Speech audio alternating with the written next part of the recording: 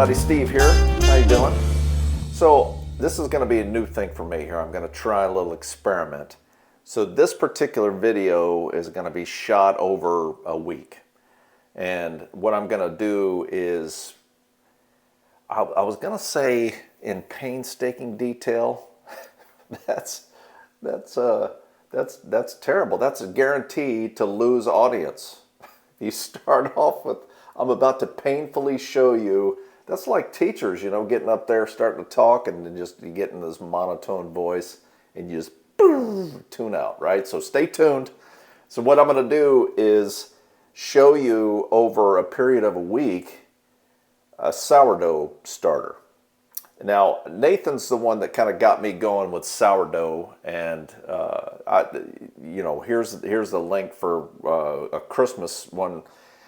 We made some sourdough biscuits with Nathan. This is or is it here? Maybe that's there. A linked. I always point to the wrong corner. A link to that. So Nathan's the one that really got me going with sourdough. Now, back in 2020, when I was home for a year, I did a few sourdough things. And I got over here, and I'm in this kitchen in this place I'm in now, and I'm excited because I got a little kitchen. I got things I can work with now. And I went to IKEA and bought a glass container that I can make sourdough in, and I'm going to do some sourdough recipes from it. So, but this is just a simple starter: water, yeast, flour. That's it.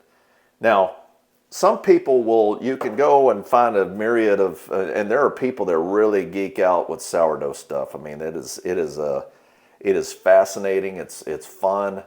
There's some people that really get into it. Now, some people, what they'll do is they'll mix the water and the flour, and then just cover the thing and let natural yeast. So there's yeast everywhere, all in the air, everywhere. There's yeast. And wild yeast will fall, and some people swear by it, particular strains, and I'm going to just keep it kind of simple and go with just a store-bought yeast and kind of help things along, help things moving a little bit. So you can really get into it. Now, why a glass container? Because you want a non-reactive container. Non-reactive is glass, ceramic, metal. Reactive containers would be aluminum or copper or cast iron. And the reason you want to stay away from reactive containers is because sourdough is acidic. And that's one of the things that keeps it for so long. And the frontier people would have a crock of sourdough starter that they use to make their biscuits and everything else because it keeps. It's acidic. About 3.5 to 5 pH, so it's acidic, and that acidity keeps the pathogens and the spoilage fungi and things like that, keeps that away and helps preserve it, which I think is pretty cool. So I'm starting to geek out now, aren't I? So, but that's the idea with sourdough is they were able to keep that. And they would use that to mix with flour to make their biscuits, and you didn't have to use milk. And it was like a ready-made yeast, and it was liquid enough that you'd mix it with flour, and there's your dough, and it would rise, and you'd make bread and everything with it. So as we go along, I'm going to flip the camera around and kind of show you the simple mix. And then I'm gonna break away, and then I'm gonna take shots as we go through the week. So you might see my shirt change color or not. Maybe you'll just see my hands, but I'll make sure to clearly list by day what it looks like, what it smells like, and then hopefully by the end of the week we'll have a nice bubbling starter that looks good. And maybe next time this week I'll fire up a loaf of sourdough bread or something. So anywho, I'm going to flip the camera around. Let's get all right, back again. So again, a little bit of an experiment here, trying some different things. I've got this is just some bottled water.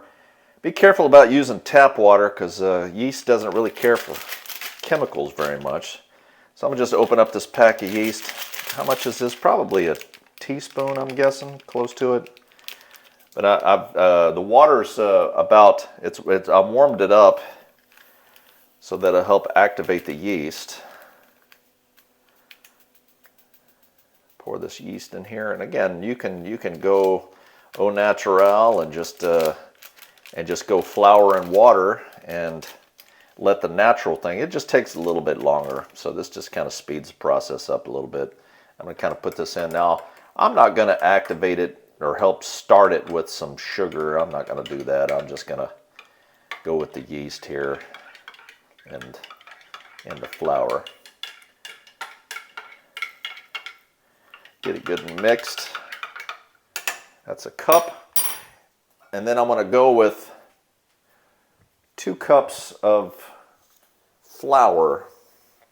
Now the big thing, I say 2, and I kind of say that with a questioning tone in my voice, is, by the way, this yeast here is just Green's yeast. I don't even know if they sell that in the States or not. Since 1907, so I guess they got it pretty figured out. So this is my Al Baker flour that I get here in the UAE.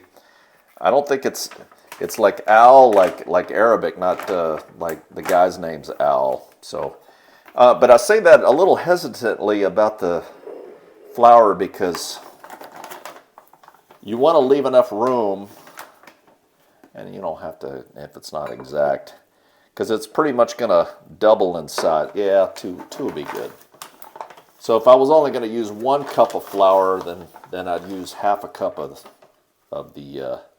water. So, and I'm going to add the water to the flour, the water and the yeast, I should say. And then I'm going to mix this up really good. Make sure it's good and mixed up. This should be kind of like a thick looking peanut butter.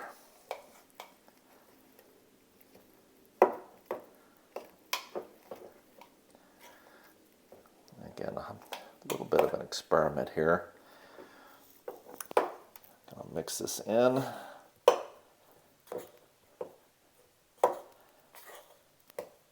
Not thick, but like a thin type peanut butter. Yeah, I don't think that's going to be enough water. Yeah, let me get a little bit more water ready. I'm going to add a little bit more water to this. Stand by. All right, take 2. I'm trying a little bit more water here, about another half a cup or so. See how this works. So yeast needs water. That's kind of the good environment for it, and it feeds off the starch in the flour. And that's where, and the byproduct of it is alcohol, and which makes it more, and it produces air, carbon dioxide, which the gluten and the flour trap, and that's how you get bread that rises. So this looks, yeah, so about 2 cups of flour and about 1.5 cups of water works out pretty good here. So just make sure it's all mixed up, all the dry parts are all mixed together, which they are. Mix it real good. This is kind of what it looks like, see, nice and close.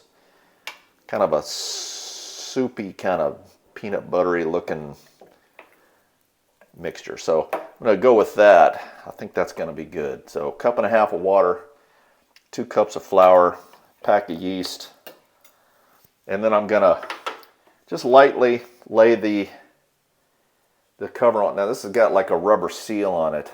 I don't need it to be not airtight. Just put it loosely on there because it's going to, like I said, produce gas, and I don't want it exploding. So I'm going to keep a close eye on this. And then also what I'm going to do is I'm going to take a piece of tape and I'm going to put it right along the edge here.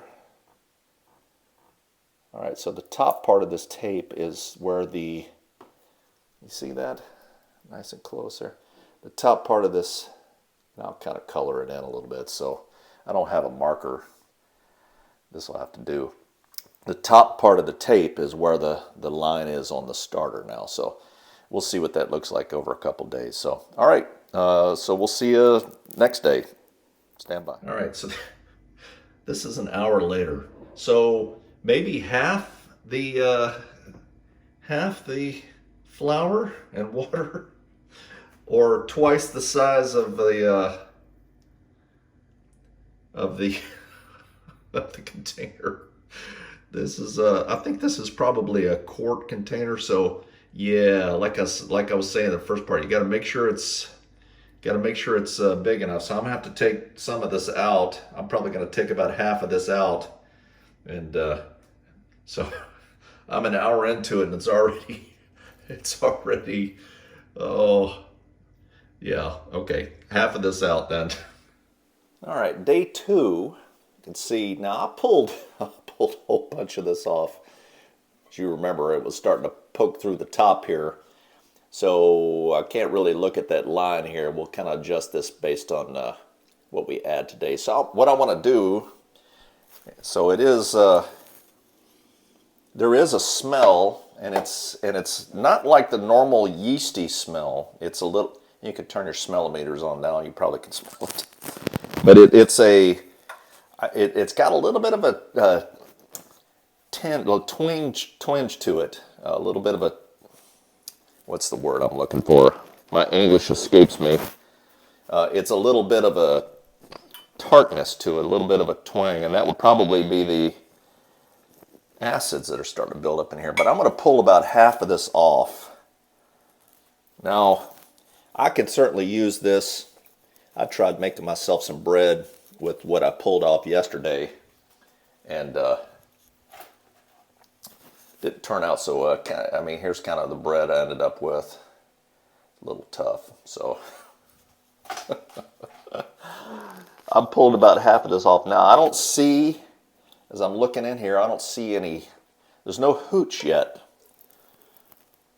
So that's the byproduct of the yeast. That would be the alcohol that comes off of that. So that's call it hooch because that's what it is. It's kind of an alcohol. So what I'm going to do is add a cup of flour. So now what I'm doing is feeding my starter. So I'm going to give it a cup of flour and half a cup of water, and then I'm going to give it a good stir. Let me find a good clean something here. I've got a couple of things going on today. Lots of videos coming your way. Some ideas. Stirring this around. Might add a little bit more water here. Yeah. Just never seem to add enough water. I guess it's better to go light on the water than it is to add too much. So add about another quarter cup here. See how this works. You want it to be wet, not like a dry dough. Because it's gonna, as it consumes it, it's gonna become wetter, if that makes sense. That's what it seems like it's doing. So again, this is kind of a gooey, kind of a wet peanut butter type consistency. It's kind of what I'm looking for here. So I've fed the starter here and put the top back on. I want to keep it in a warmer place if you got one. That would be best. Give the yeast a chance to survive and thrive. And they're going to grow and reproduce faster if you do that. Now, some of the things I've seen say that to feed it twice a day. I'm not. I'm just going once a day.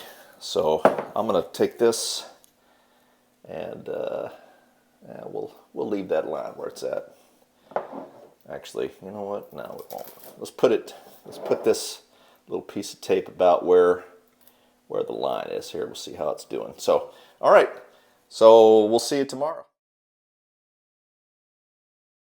Okay, back again. So it's day 4 now. So day 4. 1, 2, 3, 4. It's good. I can count. So starting to get a sweet, real yeasty kind of smell. It's really pleasant. So if it smells off, smells bad, well, now I've been using a little too much water, I think.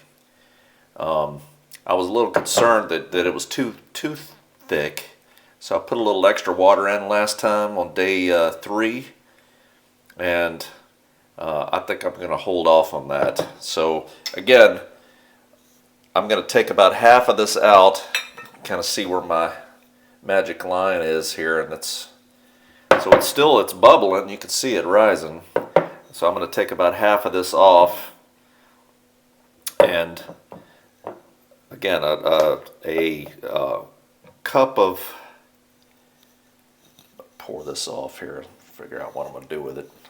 Yeah, I guess I'll just put it in the sink. Now you probably can use this, some other bread stuff. I just don't have anything to make with it right now, so into the sink it goes. I hate that, but there you go. So I mean, you can see why eventually, I mean, it'll be a little thicker than this, but there you go, about half of it off, and I'm going to put a cup of flour in, and then I'm going to go with half a cup of water and stir it up, and we'll let it keep going. So it does the yeast wake back up and start going to town again. So stir this around. Again, I think this time, again, a little thicker, but I think it's naturally gonna start kind of watering out a little bit as they kind of produce. Haven't seen any hooch yet, so, but it's got a nice smell to it, real nice now. So just stir this around real good, make sure all the flour gets incorporated. Yeah, it's just like kind of, you know, that natural peanut butter you can buy in the store. It's where you have to kind of mix the peanut oil back into it. That's a little bit what this looks like here. So there we go. You can see. So I think this is going to be a little more liquidy as it kind of goes. So back again, and onward and upward. We'll check it out again tomorrow. All right, so it's been a few days since my last video. So this is about a week old now. And what I've done over the period of time, now I haven't fed this now in a couple of days, and there's 2 types of acid in sourdough that give it the flavor. You've got the lactic acid, which gives it kind of a mild yogurty flavor. And then you've got something called acetic acid, which gives it kind of the sour vinegar flavor. So if you're really looking for that sourdough, real kind of sourdough for sourdough bread, that you want more acetic acid. And how do you get that? How can you increase that? Some tips I've found to use some whole grain flour, ferment longer, which of course this has been going for a week, and I intend to just kind of keep this starter going all the time to make my stuff. Don't feed it as often, which I've waited about 3 days since I fed this last, and you can't smell it, but you just have to take my word for it that it's got kind of a little bit more sour smell to it. Of course, it's looks liquidy, and there's a little yellow tinge to it. That's going to be the hooch. So it kind of produces kind of some like an alcohol soury kind of thing. So that's the hooch. Now you can sourdoughs I've made before had a layer of hooch on the top, and I would kind of skim that off. You could actually, when you go to feed it again, is just mix that hooch back in, and that's how you kind of keep the sour going. So you're looking for about at least 5 days before you try to use this, and so this has been a week, and that's going to work for me, I think. So I'm going to peel some of this off and start making some stuff with it now. So that's how I make sourdough. Now you can keep this. I'm going to keep this. I'm going to keep feeding it. If you go away on a trip or something like that, you can put it in the refrigerator, and it'll slow it down. You probably don't have to feed it like once a week. But if you're keeping it outside in the warm air, you're probably going to have to feed it at least once a day. So again, it's you can kind of work out the ratios, but I go with this size container. I'm going with, and this is like maybe a quart, 2 quart, I think is what this is. I go with a cup of flour and like a half a cup of water to feed it, to kind of keep it going.